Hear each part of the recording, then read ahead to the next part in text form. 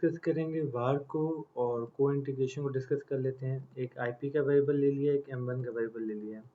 दोनों पे right click करें, ओपन एज var कर दें, ये विंडो आ जाएगी। अच्छा, दूसरा तरीका क्या है कि आप क्विक पे जाएं और ये एस्टीमेट var लिख दें। यहाँ पे आप IP और M1 लिख सकते थे, ये दोनों मेथड है। ठीक है, फिर से दिखा देता हूँ। आई पे क्लिक किया, M1 सेलेक्ट किया, राइट क्लिक किया, ओपन किया और var में आ गए। अच्छा, आपको पता है कि var हम ऑलरेडी बहुत डिटेल में डिस्कस कर चुके हैं। इस वीडियो का पर्पज़ ये var को रन कैसे करना है। IP को डिपेंडेंट रखेंगे और IP के लैग और M1 दोनों के लैग को इंडिपेंडेंट कर देंगे। उसके बाद M1 को डिपेंडेंट करेंगे और IP और M1 के लैग्स को इंडिपेंडेंट कर देंगे। हमने इसको कहा हुआ दो लैग लेने हैं।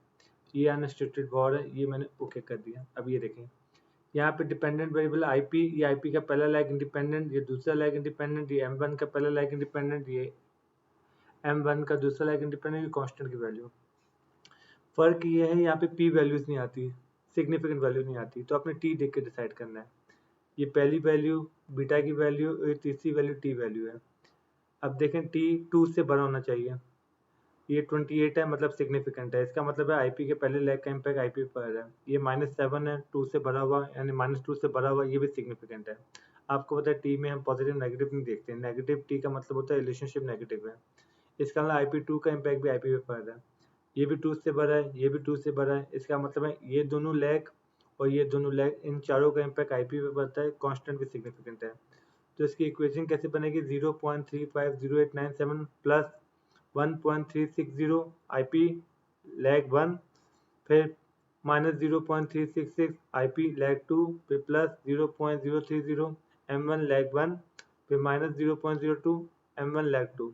ये IP की इक्वेशन बन जाएगी और M1 की इक्वेशन यहाँ से बनेगी। ये कांस्टेंट की वैल्यू है और ये पहला बीटा 1, बीटा 2, बीटा 3, बीटा 4। ये आप इसको बीटा 1 कह दें, इसको बीटा 2 कह दें, बीटा 3 कह दें, बीटा 4 कह दें। यहाँ पे भी सारे सिग्निफिकेंट है, ये दोनों सिग्निफिकेंट नहीं है, ये चेक करें। ये 2 से छोटा है, इसका मतलब M1 को प्रेडिक्ट करते वक्त आपको IP1 का पहला लैग यूज़ नहीं करना, और ये भी 2 से छोटा है, मतलब ये दोनों इनसिग्निफिकेंट है। तो जब आप M1 को प्रेडिक्ट करेंगे तो आप M1 का पहला लैग यूज़ करेंगे और M1 का दूसरा लैग यूज़ करेंगे। यहाँ पे 2 इंडिपेंडेंट सिग्निफिकेंट आए हैं, जबकि जब हम IP को प्रेडिक्ट करे थे चारों सिग्निफिकेंट आ गए थे। और ये IP का, जब IP डिपेंडेंट वेरिएबल है ये उसका आर स्क्वायर, और जब M1 डिपेंडेंट वेरिएबल है ये उसका आर स्क्वायर, ये दोनों के आर स्क्वायर भी आ गए। ये हमने 2-3 मिनट में ये सीख लिया कि var को रन कैसे करना था। ठीक है, अब एक दो चीज़ इसमें और करवा देता हूँ। आपने नोट किया होगा var में एक ऑप्शन आता है, ये देखें, वेक्टर एरर करेक्शन। ठीक है, अब ये ऑप्शन क्या है इसको भी डिस्कस कर लेते हैं 2 मिनट में। एक कंसेप्ट कि var जब आपने रन करना है, जैसे हमने ये 2 इक्वेशंस ली थी IP और M1, इन दोनों का स्टेशनरी होना ज़रूरी है। अगर ये स्टेशनरी नहीं है, दोनों नॉन स्टेशनरी है, तो आपको पता है कि हमें डिफरेंस लेके स्टेशनरी लेना आता है। देख लेते एक दफ़ा। मैं इसको बंद कर देता हूँ। यस कर दिया। अब ये देखें, IP1 को चेक करते हैं, व्यू और यूनिट रूट टेस्ट लगाया हमने, लेवल पे चेक करें और देखें ये दिखा रहा है कि यूनिट रूट है, मतलब नॉन स्टेशनरी है। इसका मतलब है एटलीस्ट IP तो हमारा नॉन स्टेशनरी है। और हम M1 को भी चेक कर लेते हैं। M1 को चेक करते हैं तो इसको भी हम ओपन करते हैं, व्यू पे गए, यूनिट टेस्ट लगाया, इसको भी लेवल पे चेक किया, ये भी स्टेशनरी नहीं है। तो देखिए दोनों स्टेशनरी नहीं है।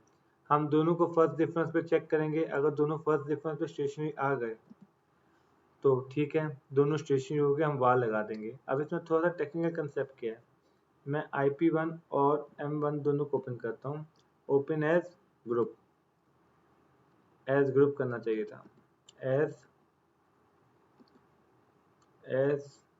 ग्रुप। अब एक कंसेप्ट समझिए, 2 सीरीज है, दोनों पे हमने var रन कर दिया, लेकिन हमने कंडीशन पढ़ी है कि दोनों का स्टेशनरी होना ज़रूरी है। अब सवाल ये है कि अगर दोनों स्टेशनरी नहीं है तो क्या करें। अब एक बात तो ज़हन में ये आती है कि दोनों को स्टेशनरी कर देंगे, फिर स्टेशनरी करने के बाद दोनों पे var लगा देंगे, मतलब डिफरेंस ऑफ IP पे और डिफरेंस ऑफ M1, इन दोनों पे var रन कर देंगे।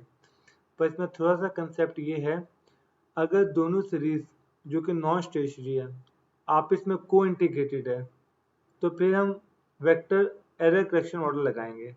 क्या मतलब इस बात का हुआ, दिखाता हूँ आपको। ये देखिए, इसको बंद करते हैं, इसको वापस ओपन करता हूँ, ओपन एज वार। अब देखिए ये वार का ऑप्शन है और ये है वेक्टर एरर करेक्शन। इन दोनों में फ़र्क क्या है? ये तब लगता है एरर करेक्शन जब ये दोनों सीरीजें नॉन स्टेशनरी हो, जो कि अभी हैं, और आपस में दोनों में को इंटीग्रेशन भी हो, तो ये लगेगा। और दूसरा ऑप्शन क्या है कि ये दोनों सीरीजें नॉन स्टेशनरी है, लेकिन आपस में को इंटीग्रेटेड भी नहीं है। तो अगर ये आपस में को इंटीग्रेटेड नहीं है, तो हम पहले दोनों को स्टेशनरी करेंगे, फिर दोनों पे वार लगा देंगे। मैं रिपीट कर देता हूँ, टोटल 3 सिनेरियोज बने। पहला सिनेरियो क्या है, ये दोनों सीरीज स्टेशनरी है, फिर तो हम चुपचाप वार लगा देंगे। दूसरा सिनेरियो, ये दोनों सीरीज स्टेशनरी नहीं है पर दोनों आपस में को इंटीग्रेटेड हैं, तो हम वेक्टर एरर करेक्शन लगाएंगे। तीसरा सिनेरियो, ये दोनों सीरीज स्टेशनरी नहीं है, को इंटीग्रेटेड भी नहीं है, तो हम दोनों को पहले स्टेशनरी बना के वापस से वार लगा देंगे। अब सवाल ये होता है, जो सिनेरियो नंबर 2 है कि दोनों सीरीज स्टेशनरी नहीं है लेकिन को इंटीग्रेटेड है, तो हमें पता कैसे चलेगा को इंटीग्रेटेड है या नहीं? तो हम करेंगे क्या, राइट क्लिक करेंगे, ओपन एज, इससे हम कर देंगे ग्रुप। ग्रुप के बाद आप नोट करें, यहाँ पे व्यू पे क्लिक करेंगे, ये आ गया को इंटीग्रेशन टेस्ट। को इंटीग्रेशन में जॉनसन को इंटीग्रेशन टेस्ट है, इस पर क्लिक कर देंगे। और इसकी एक डिटेल वीडियो मैंने बनानी है, 5 स्टेप्स अजम्पशंस क्या होता है, चारों स्टेप्स क्या होता है। फिर आप थर्ड पे चेक लगा के इसको ओके कर दें। अब ये देखें, यहाँ पे दो चीज़ें हैं, एक है ट्रेस स्टैटिस्टिक्स और एक है मैक्सिमम आइगन वैल्यू। अगर ये ट्रेस स्टैटिस्टिक्स क्रिटिकल वैल्यू से बड़ी है, जैसे देखें 16 15 से बड़ा है, तो हम इसको सिग्निफिकेंट मानेंगे। देखें प्रोबेबिलिटी भी यहाँ पे दे दी 0.05 से कम है, ठीक है। और यहाँ पे देखें क्रिटिकल वैल्यू इससे बड़ी है, तो ये इनसिग्निफिकेंट हो गया। इसी तरह हमने देखा है मैक्सिमम आइगन वैल्यू की, ये 0.05 से कम है, इसका मतलब सिग्निफिकेंट है। इसका मतलब है जो आपकी मैक्सिमम आइगन वैल्यू है ये ग्रेटर है क्रिटिकल वैल्यू से। तो कंसेप्ट वही है कि ट्रेस वैल्यू या maximum eigen value critical value से बड़ी है तो सिग्निफिकेंट है, अगर छोटी है तो इनसिग्निफिकेंट है। अदरवाइज आप ये याद कर लें कि जो पहले से कंसेप्ट चलता हुआ आ रहा है कि सिग वैल्यू प्रोबेबिलिटी वैल्यू, अगर सिग वैल्यू 0.05 से ज़्यादा है तो इनसिग्निफिकेंट है, इसका मतलब है को इंटीग्रेशन नहीं है। और सिग वैल्यू अगर लेस देन 0.05 है तो मतलब को इंटीग्रेशन है। ये कंसेप्ट आ जाता है इसके अंदर। इसको कर देते हैं बंद। अब हम एज्यूम कर लेते हैं कि भाई को इंटीग्रेशन है, इसका मतलब है हमें एरर करेक्शन मॉडल लगाना चाहिए। अब मैं जाता हूँ वार पे और हम एरर करेक्शन मॉडल पे चेक लगा देते हैं। इसको ओके कर दिया। जैसे ही मैंने एरर करेक्शन मॉडल पे चेक लगाया, अब ये देखें को इंटीग्रेशन। अब यहाँ पे आपकी जो ये आपका बीटा वैल्यू आ गया और ये इसकी टी वैल्यू आ गई जो कि ग्रेटर देन 2 है, इसका मतलब है सिग्निफिकेंट है। इसका मतलब है को इंटीग्रेशन एग्जिस्ट करती है, लॉन्ग टर्म रिलेशनशिप है। डन। और ये देखें, ये दोनों के बीटा दिए हुए हैं, ये M1 का, ये IP का, ये इक्विलिब्रियम एडजस्टमेंट का बीटा दिया हुआ है कि ये 0.001 एडजस्ट करेगा और ये -0.00108 एडजस्ट करेगा। पर मज़े की बात ये वाला सिग्निफिकेंट है और ये वाला सिग्निफिकेंट नहीं है। अच्छा, और ये जो बीटाज है ना, ये शॉर्ट टर्म रिलेशनशिप दिखाने के लिए है। अब ये देखें, डिपेंडेंट वेरिएबल ये, इसका लैग 1 सिग्निफिकेंट है और लैग 2 सिग्निफिकेंट नहीं है।